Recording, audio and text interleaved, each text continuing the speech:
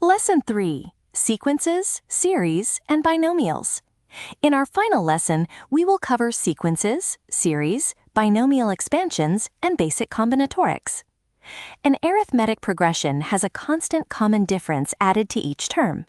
You can find any specific term or calculate the sum of the first n terms using standard formulas involving the first term and the common difference. The arithmetic mean of two numbers is simply their sum divided by 2. A geometric progression instead multiplies by a common ratio. For example, a sequence starting with 2 and a ratio of 3 gives successive terms of 2, 6, 18, and 54.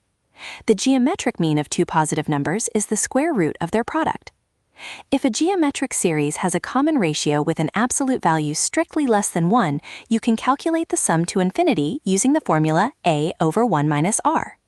You will also encounter sigma notation, which is a concise way to represent the sum of multiple terms. For instance, summing 2r minus 1 from r equals 1 to 5 gives the sum of the first 5 odd numbers, which is 25.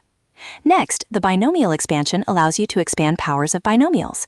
You can fully expand expressions like 1 plus 2x cubed by applying the binomial coefficients, or you can find specific coefficients in higher powers using combinations. Finally, we use permutations to arrange distinct objects in a line. If you need to arrange 5 different books, you calculate 5 factorial, which equals 120 possible arrangements.